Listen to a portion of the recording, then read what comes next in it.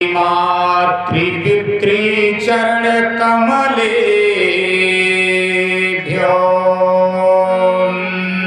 नमः। श्रद्धा और प्रेम से बोलिए रामचंद्र की। खूब जोर से बोलिए श्री हनुमान जी महाराज की। श्री गौरी शंकर भगवान की। वृंदावन बिहारी लाल की। दुर्गा महारानी की। जगत गुरु गोस्वामी तुलसीदास जी महाराज की। श्री राम राम भरताग्रज राम राम। श्री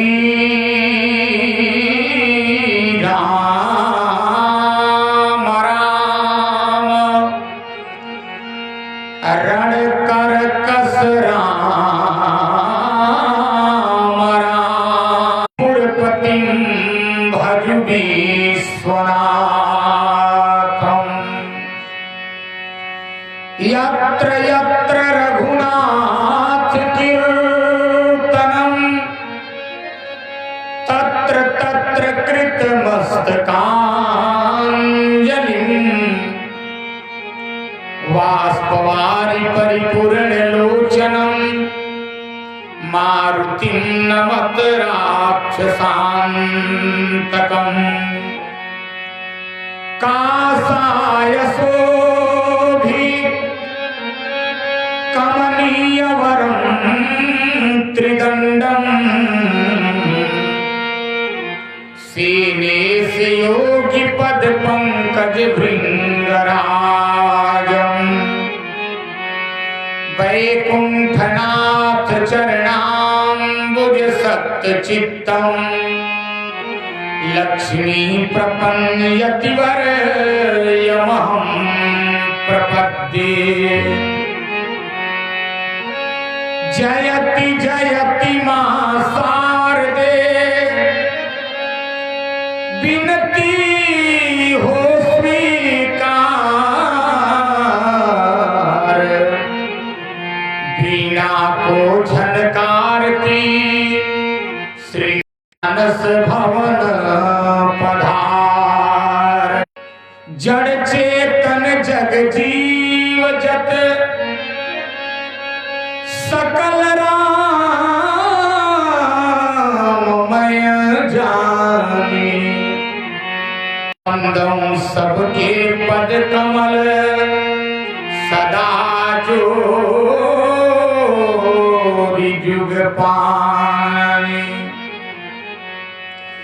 जब तक सूरज चांद रहेगा और सागर में पानी, तब तक बाबा अमर रहेगी भूमि सत्कर्म की। सभी माताएं बड़े हाथ जोड़ लें। भैया लोग दोनों हाथ ऊपर उठा उच्च स्वर से बोलेंगे। एक बार भक्तों बोल दो जय जय सनातन धर्म की। सियावर रामचंद्र की।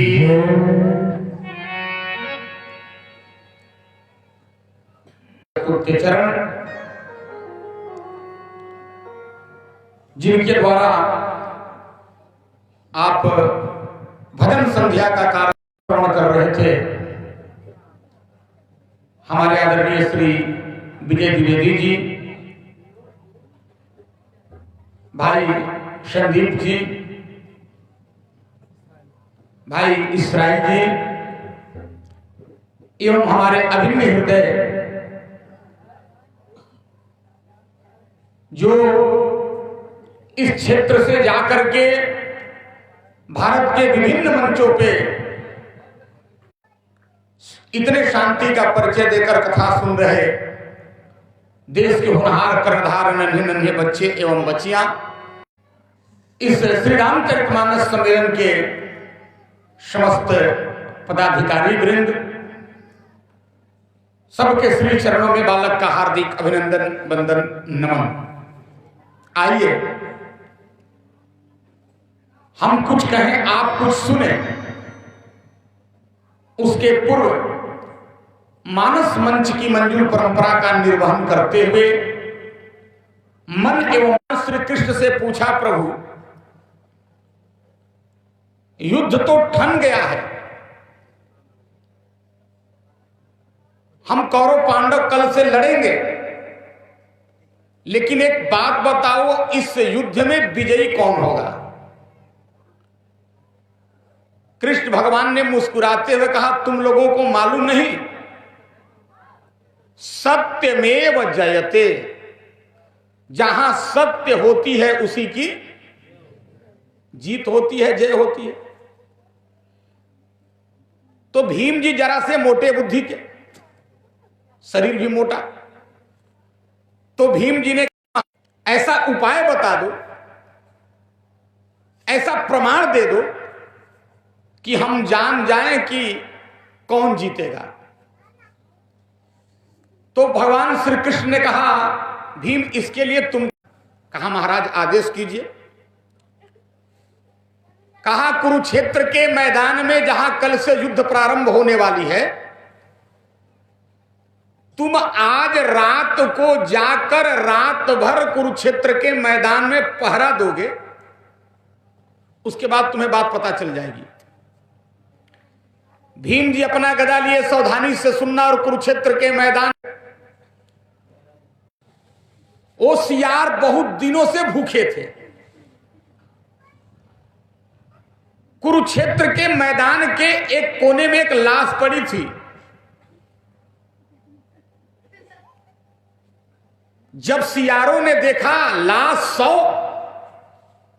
तो एक छोटा सा सियार निकल के अपने सरदार से पूछा, मालिक मालिक, बोल पड़ा, दान विवर्जितो, हाथ से कभी दान नहीं किया, इसका हाथ खाने लायक नहीं है। तो दूसरे सियार ने कहा, महाराज इसका कान तो खाने लायक है। कहा बेटा खबरदार, इसका कान भी खाने लायक नहीं है। कहा क्यों? कहा श्रुति पट सारस्वत द्रोहिणौ। ध्यान देना, ये अपने कान से कभी भी भगवान की कथा नहीं सुना है। हमेशा वेद पुराण शास्त्रों की निंदा सुना।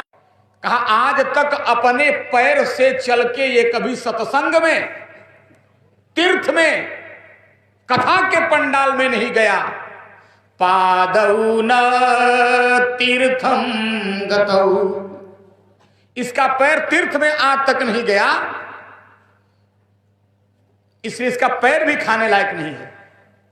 तो एक सियार ने कहा, महाराज इसका पेट बहुत मोटा है, इसी को खा लेंगे। कहा बेटा खबरदार, इसका पेट भी खाने लायक नहीं है। कहा क्यों? कहा जानते हो इसका पेट इतना बड़ा कैसे हुआ? कहा महाराज कैसे? कहा अन्याय अर्जित वीत पूर्ण उदरम, ये अन्याय से धन कमा करके अपना पेट भरा है, इसलिए इसका पेट भी खाने लायक नहीं है। अन्याय अर्जित वीत पूर्ण उदरम, रे रे जम्बुकः मुंच मुंच सहसा नित्यम सुन नित्यम बपुः। हे सियारो, हे सियारो, हे जम्बुको, चलो चलो चलो, खाने की बात छोड़ दो, इस नीच का शरीर सूंघने लायक भी नहीं है। अर्थ क्या है सज्जनों? जिस हाथ से भगवान, जिस हाथ से व्यक्ति दान नहीं दिया वो हाथ बेकार, जिस पैर से तीर्थ नहीं गया वो पैर बेकार, जिस कानों से भगवान की कथा नहीं सुना वो कान बेकार, जिस आंख से संत महात्मा का दर्शन नहीं किया वो आंख बेकार। और मैं अपने मन से नहीं बोलता हूं, देखो यही बात वो स्वामी तुलसीदास जी रामचरितमानस में लिखे हैं। अच्छा बोलो भाई, हमारा आपका सिर भी ऐसे गोल है कि नहीं है? और कद्दू भी होता है गोल। कद्दू को इधर क्या बोलते हैं? कद्दू, गोल वाला कद्दू भी ऐसे ही होता है। तो देखो कद्दू भी गोल और हमारा खोपड़ी भी गोल, सिर भी गोल, तो अंतर क्या है? बाबा ने लिखा अगर तुम्हारा सिर अपने से श्रेष्ठ लोगों के चरण पे नहीं गिरा, बड़े के चरणों पे प्रणाम नहीं किया, तो तुम्हारे सिर में और कद्दू में कोई अंतर, ये सिर कट जाए बेकार है। ते सिर कटु तुम बरिसम तूला और जे ना नमत हरि गुरुपद मूला। अच्छा देखो आंख, आप लोग देखे हैं मोर के पांख पर भी आंख होता है। इधर तो बहुत मोर उड़ रहे हैं, हम देख रहे हैं गांव में। सुबह सुबह तो हम देखे तो बोल रहे थे मियाऊं मियाऊं, तो हमको लगा बिल्ली बोल रही है। हमारे तरफ मोर है ही नहीं कभी। तो ध्यान देना निवेदन मैं आपसे कर रहा हूं, मोर के पांख पर भी माताओं सज्जनों एक आंख बना होता है, लेकिन वो आंख बेकार है। क्यों? उस आंख से वो किसी को देख सकता। उसी तरह से हम अपने इन आंखों से संत महात्माओं को भगवान का दर्शन नहीं किए, तो ये आंख भी लोचन मोर पंख सो लेख, आंख भी बेकार है। देखो सांप भी बिल में रहता है और हमारे कान में भी छेद है, बिल है। अगर इस बिल में हम भगवान की कथा नहीं सुने इस छेद से, तो समझ लो ये सांप का ही घर है। इसलिए मनुष्य का शरीर सार्थक तब है जब इस शरीर से दान हो, तीर्थ हो, भजन हो, कीर्तन हो, सत्संग हो, यज्ञ हो, अनुष्ठान हो, तभी हमारा आपका मानव जीवन सफल है। इसलिए आओ बड़े भाव प्रेम से सभी लोग पहले कीर्तन बोल लें, और फिर आग्रह कर रहा हूं माताओं बहनों, तुम लोग जरूर बोलना। तुम लोग कम हो लेकिन कमजोर थोड़े हो, सब लोग बोलना। हमको तो याद आ रहा है कि एक लड़की की शादी हुई, अपने ससुराल गई, तो उसकी सास ने 20-25 दिन बाद उसे भोजन बनाने का काम दिया। समझ गई? घर का सारा भोजन बना ली, अंत में रखा था दूध।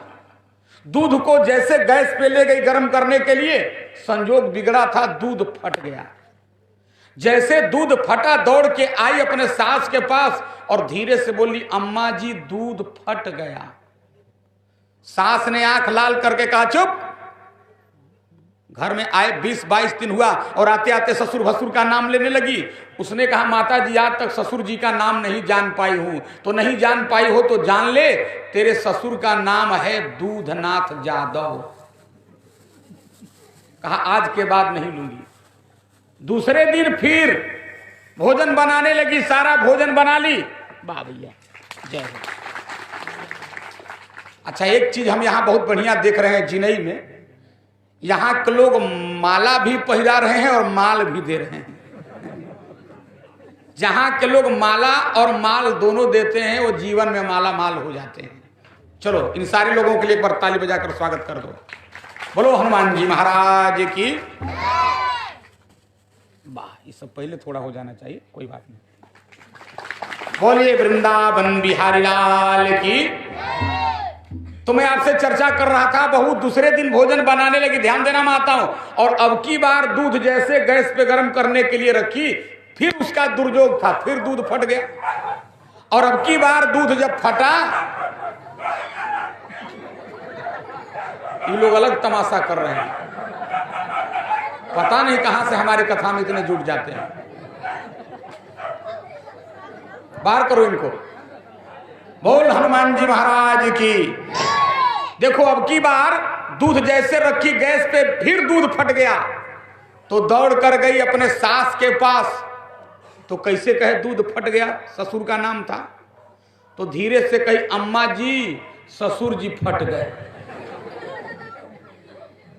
लेकिन मैं रोज कह रहा हूं कि कीर्तन में पति ससुर भसुर जेठ किसी का नाम आए, छूट है यहां पर। सब लोग प्रेम से कीर्तन गाना, आप लोग भी बोलिएगा मस्ती में ताली बजाते हुए।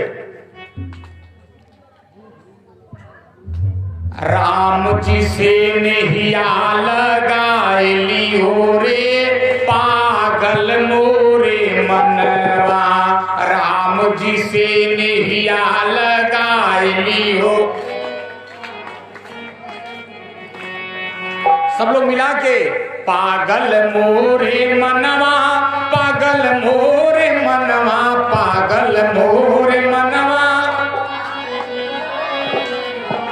राम जी से नैया लगाए लियो रे पागल मोरे मनवा।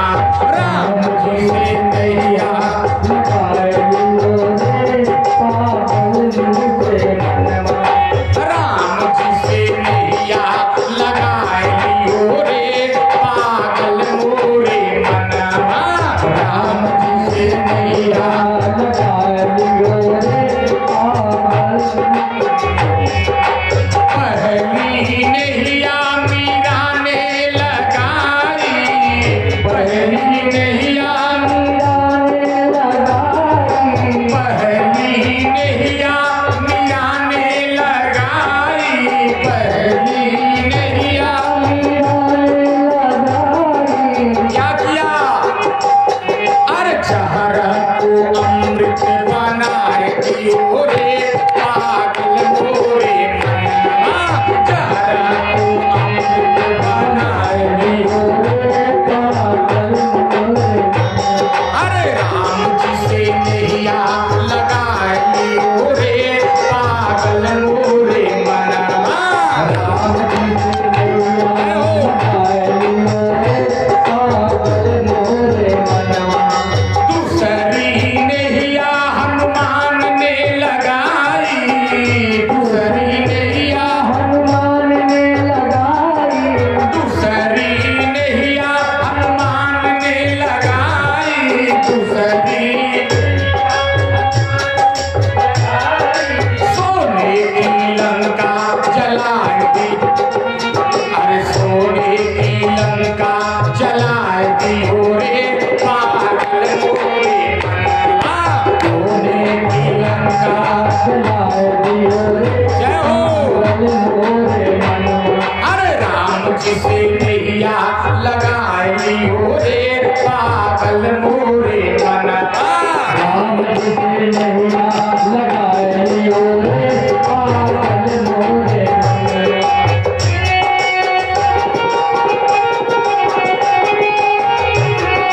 क्या बात?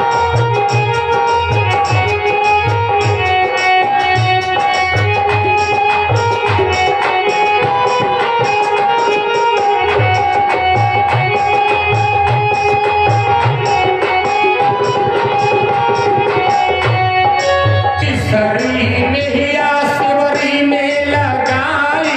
तीसरी नैया शिवरी ने लगाई। तीसरी नैया शिवरी ने लगाई। तीसरी नैया शिवरी ने लगाई। क्या किया? अरे झूठे बैरिया खिलाए दियो रे पागल मोरे मनवा। झूठे बैरिया खिलाए दियो रे पागल मोरे मनवा। अरे राम जी से नैया लगाए लियो रे पागल मोरे मनवा। राम जी से नैया लगाए लियो रे पागल मोरे मनवा। अंतिम लाइन सभी लोग हाथ उठा के ताली बजा के, माताओं बहनों को हाथ नहीं उठा, आप लोग हाथ उठा के ताली बजा के। और देखो जो यहाँ ताली नहीं बजाता है उसे जीवन में 3 जगह ताली बजानी पड़ती है। पहला ताली बजता है कब? जब कोई घटना घट जाती है तो खोपड़ी पे आ। दूसरी ताली बजती है कब? जब कानपुर स्टेशन पे 500 रुपया जेब से कट जाएगा तो आदमी छाती पे बजाता है आ। और तीसरी ताली बजती है जब 2 औरतें जिनई में लड़ती होंगी तो कहती हैं तुम्हारा उधरे रह जाए बनी पार। लेकिन जो भगवान की कथा में ताली लोग बजा देंगे उन्हें जीवन में कभी इन तीनों जगहों पर ताली बजानी नहीं पड़ेगी। इसलिए प्रेम से बोलना ताली बजा के अंतिम लाइन। अरे चौथी नैया विभीषण लगायो।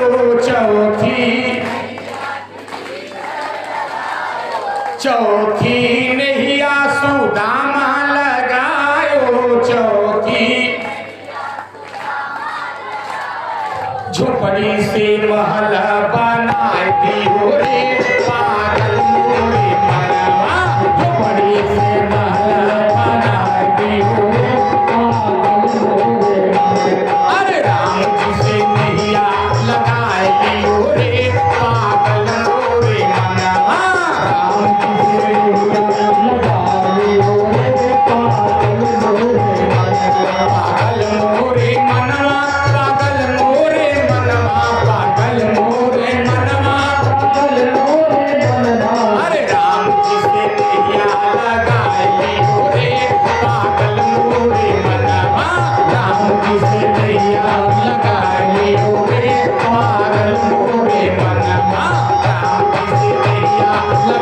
दियो रे पागल मोरे मनवा राम मिल गया भगा दियो रे पागल मोरे। अब 4 बार खूब जोर से जयकारा बोलो वीर हनुमान की, देश हिंदुस्तान की, बोलो हर एक इंसान की, बोलो भक्त और भगवान की। धर्मानुरागी सज्जनों, माताएं, बहनों, अब आप लोग शांति का योगदान देंगे। देखो हमारे भाई शत्रुघ्न जी का आग्रह है कि महाराज जी राम जी का विवाह सुना दीजिए। और देखो मात्र कल भर रहना है, कल कथा की पूर्णाहुति है, तो एक दिन में किसी का विवाह होता है हो। लेकिन चलो हम प्रयास करते हैं शॉर्टकट में एक दिन में राम जी का विवाह हो जाए, क्योंकि कल राम जी को राजा बनाया जाएगा और दिन में भी कल हमारी कथा होगी। ठीक है। बहुत लोग आग्रह कर रहे थे कि महाराज जी दिन में बाहर के लोग आते हैं, आपको नहीं लोग सुन पा रहे हैं, शत्रुघ्न जी रोज कह रहे हैं। तो हमने कहा चलो कल दिन में भी बोल देंगे, कल रात में भी बोल देंगे। तो दिन में भी आप लोग आओगे ना? हाँ, बहुत बढ़िया। तो अब ध्यान से सुनना राम जी का विवाह। देखो रामचरितमानस में 4 लोगों के विवाह की कथा है। सुनो बहनों, बात मत करो। रामचरितमानस में 4 लोगों के विवाह की कथा है। किसका किसका विवाह हुआ? सबसे पहला विवाह हुआ भगवान शिव जी का और माता पार्वती का। दूसरा विवाह हुआ है नारद जी का और विश्वमोहिनी का। तीसरा विवाह हुआ है भगवान श्री राम का माता जानकी का, मतलब सीता जी का। और चौथा विवाह हुआ है सूर्पनखा का और लक्ष्मण जी का। 4 विवाह। इन 4 विवाह में से पहले इन कुत्तों को मार कर यार भगाओ। हम हिंदुस्तान में इतने जगह कथा करने गए, लेकिन इतने कुत्ते हमको कभी नहीं मिले। जितना इस गांव में कुत्ते हैं 10-20 गांव में मिलाकर हमारे तरफ होंगे। एक आदमी डंडा लेकर उधर खड़ा हो जाए, एक आदमी इधर खड़ा हो जाए। बताओ, पूरी कथा डिस्टर्ब कर रहे हैं। भैया सुभाष जी, 2 लड़कों को लगा दीजिए डंडा लेके, पंडाल में ना घुसने पाए। बोल हनुमान जी महाराज की, बोल वृंदावन बिहारी लाल की। ध्यान देना, 4 विवाह की कथा है। 4 विवाह में से माताओं सज्जनों 2 विवाह हुआ पूरा है और 2 विवाह रह गया अधूरा। आप पूछोगे क्यों?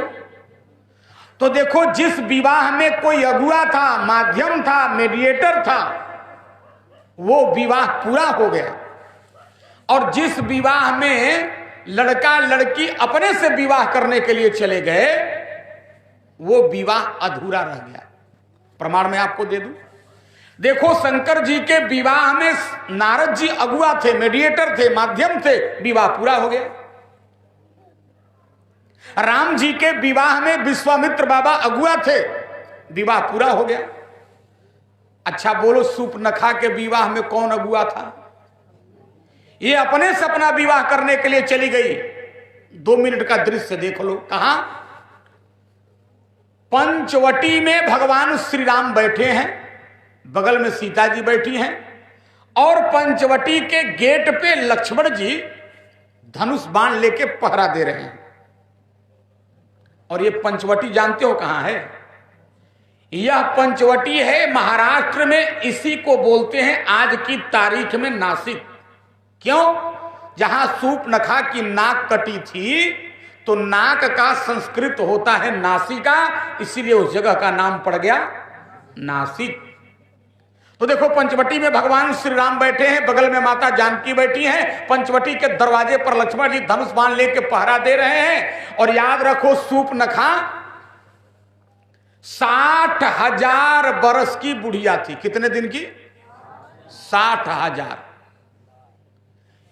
ये पंचवटी के अगल बगल घूम रही थी। और पंचवटी में जब भगवान श्री राम के स्वर्ग, सौंदर्य, रूप, लावण्य, माधुर्य को देखी, सुंदरता को देखी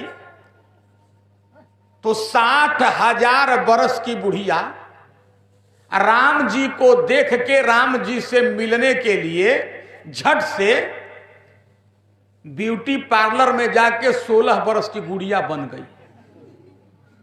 हम अपने मन से नहीं बोल रहे हैं, बाबा ने चौपाई लिखा, पढ़ लो। क्या बोले? सुपन खारा वन कई भई,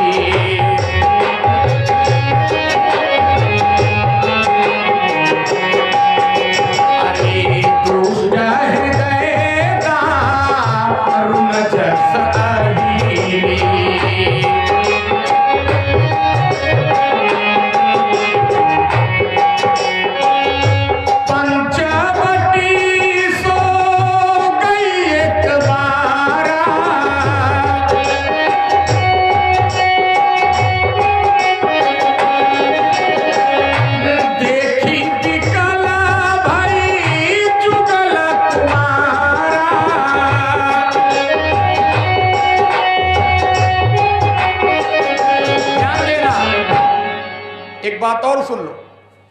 हमारे यहां बेटियों का परिचय 3 तरह से दिया जाता है। जब ये छोटी रहेंगी ना, 5 साल, 10 साल, 15 साल, जब तक इनका विवाह नहीं होगा तो इनका परिचय पूछोगे ये कौन है, तो लोग कहेंगे महाराज ये फलाने की बिटिया है। उसी लड़की का जब विवाह हो जाएगा, अब पूछो ये कौन है, तो लोग कहेंगे महाराज ये फलाने की वाइफ है, पत्नी है। पहले पत्नी होती थी धर्म पत्नी, अब वाइफ हो गई। का हो? और हम लोग पहले होते थे पति देव, अब हम लोग हो गए हस्बैंड। अच्छा गजब तमाशा, आजकल शुद्ध हिंदी बोल दो तो लोग नाराज हो जाते हैं। अच्छा एक बात और जान लो कि शुद्ध हिंदी अगर बोल दिया जाए तो बड़े बड़े लोगों को समझ में नहीं आएगी। एक आदमी के साइकिल में हवा नहीं थी, पंचर हो गया था, तो गया साइकिल वाले के दुकान पे और जाके कहा द्विचक्र वाहिनी जो मैं लेकर आपकी दुकान पर आया हूं, कृपया इसमें वायु संप्रेषण कर दीजिए। दुकानदार ने कहा भैया हमको अंग्रेजी नहीं आती। उसने कहा भाई हम अंग्रेजी थोड़े बोल रहे हैं, हम तो हिंदी बोल रहे हैं। समझ लो इसी से कि हम लोग कितने लोअर ग्रेड की हिंदी समझते हैं।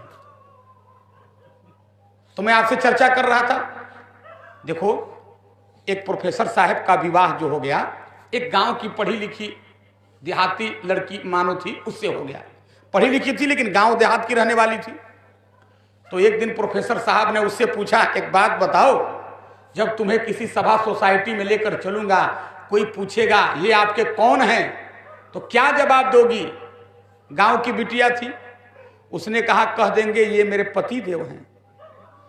प्रोफेसर साहब बिगड़ कर कहे मेरी नाक कटवा दोगी, वहां हिंदी में नहीं बोलना अंग्रेजी में बोलना। अच्छा तो अंग्रेजी में क्या बोलेंगे?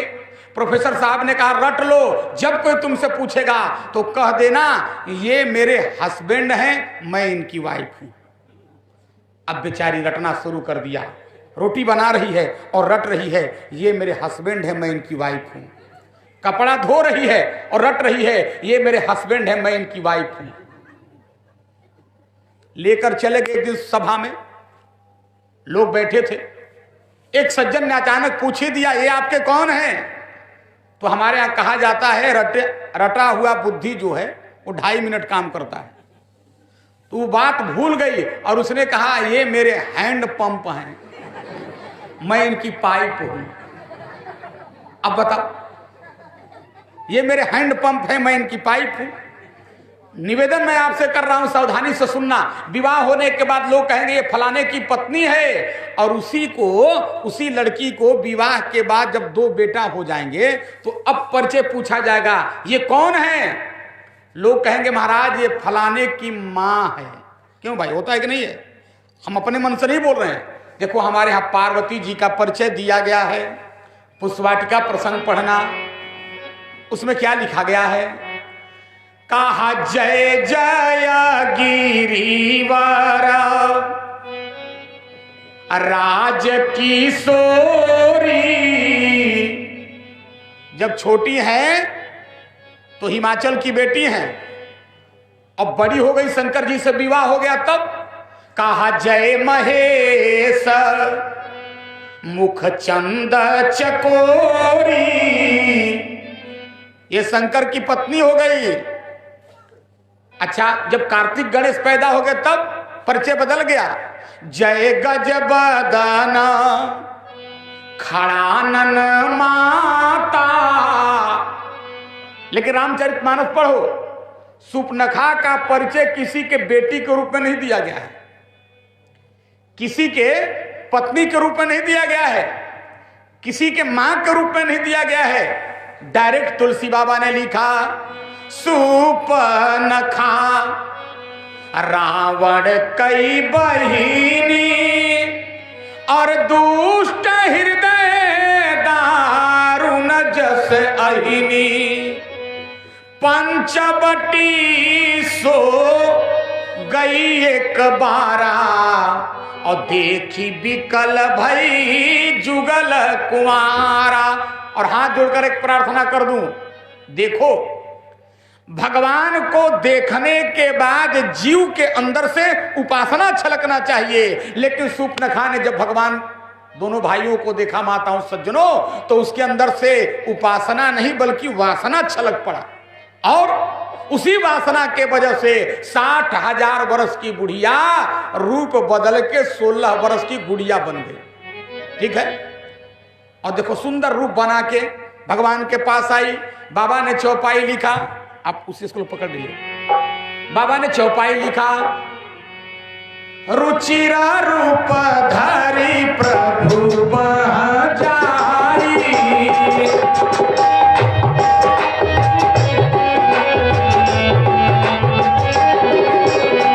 अबोली बचना मुस्काई।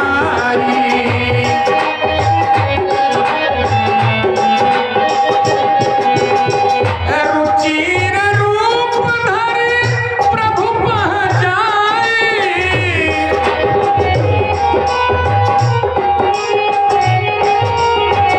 बोली बचना बहुत मुस्काई।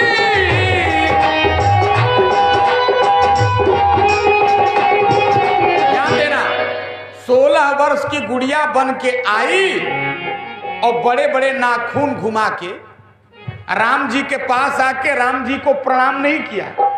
अच्छा बोलो माताओं बहनों, आपको भगवान मिलेंगे तो पहले प्रणाम न करोगी?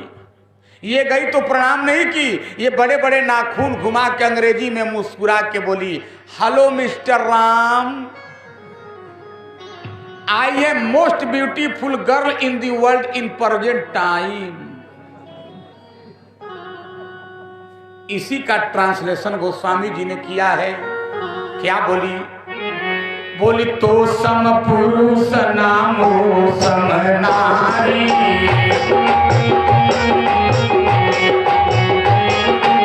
आयः संयोग विधि रचा विचारी।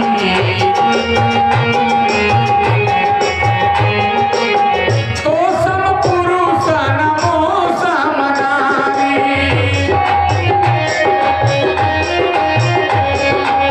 यह संयोग विधि रचा विचारी।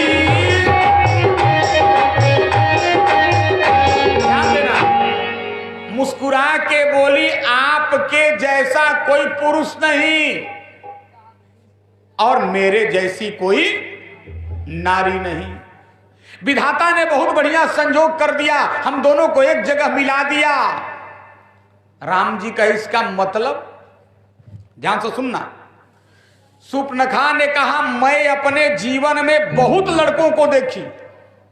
ए बेटा, अल्लाह नहीं, मैं बहुत लड़कों को देखी, मैं विवाह करना चाहती हूं, लेकिन आज तक कोई लड़का मेरे लायक, मेरे अनुरूप मिला नहीं।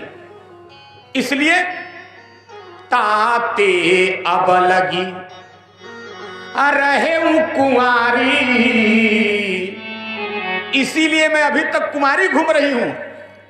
बोले ताते अब लगी रहे कुमारी और मन माना कछु तुम ही।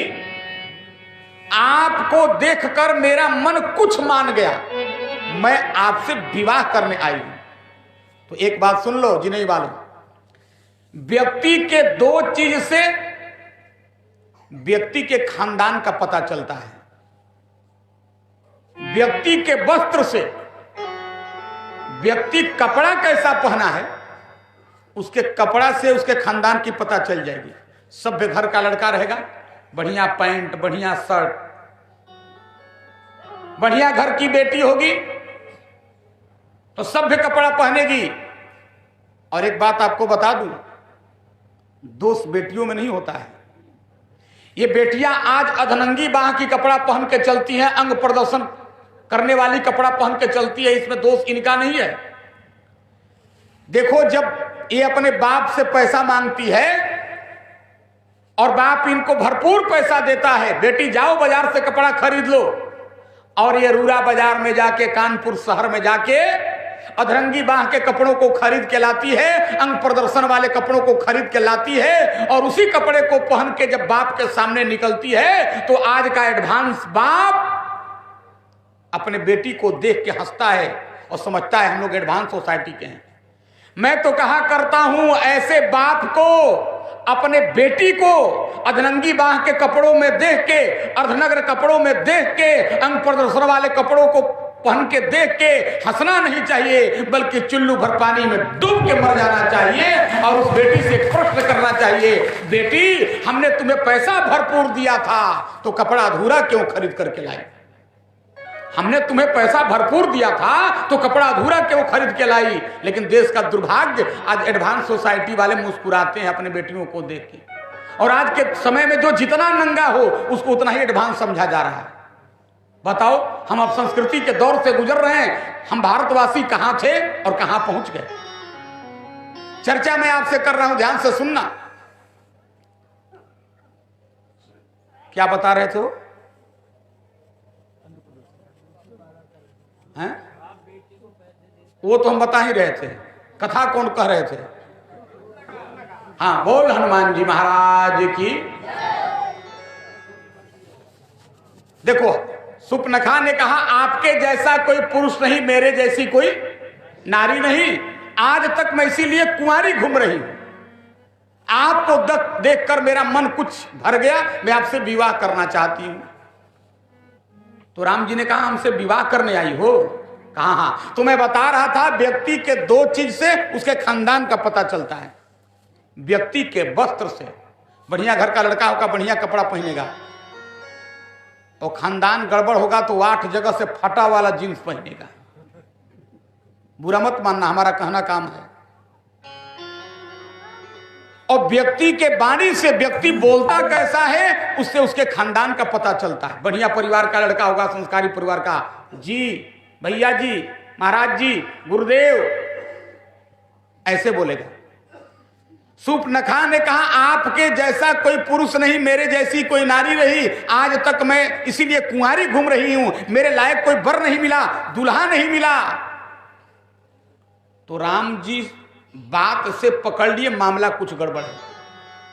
अच्छा बोलो भाई, सुपनखा हमारे यहां पैटर्न है, सुनो, हमारे यहां पैटर्न है, पहले होती है कुंवारी, बेटियां पहले होती हैं कुंवारी, कुंवारी के बाद विवाह होता है तो ये बनती है नारी, और नारी के बाद ये बनती है महतारी, यानी मां बनती हैं। लेकिन ये गई तो उल्टा बोली। चौपाई पढ़ो, पहले चौपाई में क्या बोली? बोली तो सम पुरुष नमो सम नारी, पहला चौपाई। और दूसरे चौपाई में क्या बोली? बोली ताते अब लगी रहे कुंवारी। पहले बोली नारी, बाद में कुंवारी, और हमारे होता है पहले कुंवारी बाद में। तो राम जी समझ के मामला कुछ गड़बड़ है। तो राम जी ने कहा तुम हमसे विवाह करना चाहती हो, विवाह करने आई हो? कहा हाँ।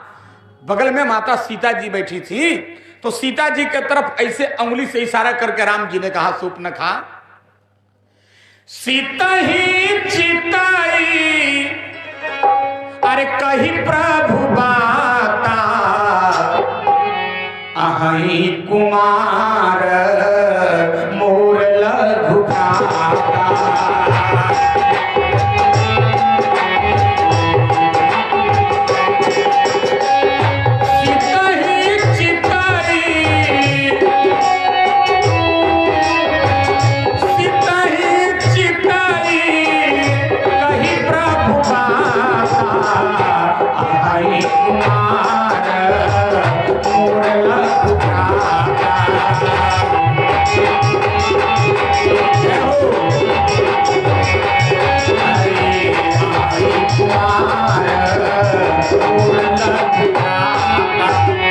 राम जी सीता जी की तरफ इशारा किए और बोले देखो गेट पर चली जाओ, मेरा छोटा भाई कुंवारा है, उससे जाकर अपना प्रस्ताव रखो।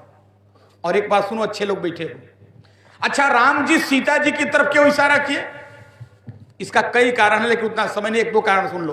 पहला कारण है, भाभी लोग बैठे हो सुनो, राम जी सीता जी की तरफ अंगुली घुमा के कहे सीता तुम कह रही हो कि दुनिया में मेरे जैसी कोई नारी नहीं है, ये तुम्हारा भ्रम है। मेरे जानकी की तरफ देखो, मेरी सीता की तरफ देखो, याद रखो दुनिया में सीता से सुंदर कोई नारी। सीता जी कितनी सुंदर थी। एक बार तुलसीदास जी के पास कुछ भक्त लोग गए और जाकर के भक्तों ने कहा हे बाबा आपकी सीता कितनी सुंदर है, कोई उपमा लिख दो। तुलसी बाबा ने कहा ए भैया सीता के लिए उपमा लिखने के लिए बात कर रहे हो? कहा हाँ। कहा कोई उपमा नहीं लिख सकता हूं। कहा क्यों? कहा सब उपमा कभी रहे जुठारी और के ही पट तरऊ विदेह कुमारी। संसार की सारे उपमाओं को कवियों ने झूठा कर दिया है, सीता जी को किसी उपमा से नवाजा नहीं जा सकता है। अच्छा तो बताओ ना तुम्हारी सीता कितनी सुंदर है। मानो तुलसीदास जी बिगड़ के झिझक के कलम तोड़ दिए और लिख दिए सुंदरता कह सुंदर करई, अच्छा बिगृह दीप सिखा जन बरई। सीता जी सज्जनों माताओं सुंदरता को भी सुंदर बनाने वाली है। तो राम जी ने कहा मेरी सीता से ज्यादा सुंदर हो क्या? और दो नंबर, अगर तुम मुझसे विवाह करोगी हे सूर्पनखा तो मैं सीता को छोड़ूंगा नहीं, तुम्हें सीता के साथ रहना पड़ेगा, यानी तुमको सौत के साथ रहना पड़ेगा। ठीक है? अगर तुम विवाह ही करना चाहती हो तो गेट पर चली जाओ, मेरा भाई पहरा दे रहा है, उससे प्रस्ताव रखो। अब देखो इतना राम जी कहे जा करके उससे अपना प्रस्ताव रखो। अब दौड़ के चली गई लक्ष्मण जी के पास। और एक बात सुन लो, भारत की बेटी में और विदेश की बेटी में कहीं अंतर होता है। मानस पढ़ो निर्मल जी। पार्वती जी तपस्या कर रही हैं किसके लिए? शंकर जी को दुल्हा बनाने के लिए, वर बनाने के लिए, पति के रूप में पाने के लिए। और जानते हो कैसे तपस्या कर रही है? हल्ला नहीं भैया, ये प्रसादी प्रसादी बाद में देते जाना, पहले कथा सुन लेने दो। हाँ बोल शंकर भगवान की। देखो पार्वती जी तपस्या कर रही है शंकर जी को पति के रूप में प्राप्त करने के लिए। और पहले के लोग कैसे पूजा पाठ तपस्या करते थे। आज तो आप लोग 2 घंटा कथा सुन लोगे ना तो घर जाकर लोग कहते हैं कमर सीधा करके 2 घंटा कथा सुने, जैसे लगा कि कितना बड़ा तीर मार के आ रहे हो। हैं? देखो पार्वती जी शंकर जी को पाने के लिए कैसे तपस्या की। जाड़े के महीना में माताओं बहनों, इसी जनवरी यानी पूस के महीना में हिमालय में बर्फ पर बैठकर और बर्फ के ऊपर बैठ के नमः शिवाय जपती थी। गर्मी का दिन आया, जेठ का महीना, जून का महीना, जानते हो क्या किया? चारों ओर से लकड़ी, वो गाय भैंस के गोबर का जो बनता है उसको क्या बोलते हैं इधर? उपला कंडा। उसको चारों ओर से जला के, जेठ की दोपहरी ऊपर में सूरज भगवान उगे हैं, चारों ओर से लकड़ी उपला जला करके आग लगा के और पंचाग्नि तापती थी, नमः शिवाय। और भोजन क्या करती थी? आजकल तो माताएं बहनें हम लोग व्रत में ही सबसे ज्यादा भोजन करते हैं। का हो 15 दिन पहले से लिस्ट बनाते हैं, सिंघाड़ा का हलवा, गाजर का हलवा, कुट्टू का पूड़ी, लेकिन देखो पार्वती जी कैसे तपस्या की थी शंकर जी के लिए। लिखा है बेल की सूखी हुई पत्तियां जो धरती पर गिरे थे, उन बेल की सूखी हुई पत्तियों को खा करके पार्वती जी शंकर जी को पाने के लिए तपस्या करती थी। और कुछ दिन बाद माताओं सज्जनों बेल की सूखी पत्तियों को भी बंद कर दिया और कैसे रहने लगी। बाबा ने लिखा कछु दिन भोजन बारी बतासा, बारी माने पानी पी के और हवा पी के पार्वती जी तपस्या करती थी। तपस्या कर रही है पार्वती, ध्यान से सुनना, भारत की बेटी और विदेश की बेटी में अंतर। तो शंकर जी सप्तर्षियों को भेजे, जाओ पार्वती की परीक्षा लो कि क्या पार्वती सचमुच में हमसे प्रेम करती है, हमको ही पाने के लिए तपस्या करती है। अब सप्तर्षि लोग आए और सप्तर्षि लोग आकर के भड़काने लगे, ए पार्वती इतना घना घोर तपस्या क्यों कर रही हो उस पगले शंकर को पाने के लिए? अरे उसके तन पर एक गज कपड़ा नहीं है, रहने के लिए घर नहीं है, चलने के लिए कोई गाड़ी नहीं है, बैल पे चढ़ता है, खाने के लिए भांग खाता है, रहने के लिए मकान नहीं है, उससे विवाह करोगी? और तुम कहो तो तुम्हारा विवाह हम लोग विष्णु से करा दें। शंकर में तो केवल अवगुण ही अवगुण है। महादेव अवगुण भवन और विष्णु सकल गुण धाम। महादेव अवगुण के भवन है और विष्णु जी समस्त गुणों के धाम है। कहो तो तुम्हारा विवाह हम लोग नारायण से करा दें, विष्णु से करा दें। बाहर भारत की बेटी काहे सप्तर्षियों आप लोग उल्टे पांव लौट जाओ। मैं जानती हूं विष्णु जी समस्त गुणों के धाम है, उनको प्रणाम कर रही हूं, और शंकर में अवगुण ही अवगुण है। लेकिन जिसका मन जिससे रम जाए उसको उसी से काम होता है। मैं विवाह करूंगी तो शंकर से, वरना इस तन को पुनः जला करके मर जाऊंगी। यह शरीर केवल शंकर के लिए बना है, दूसरों के लिए नहीं बना है।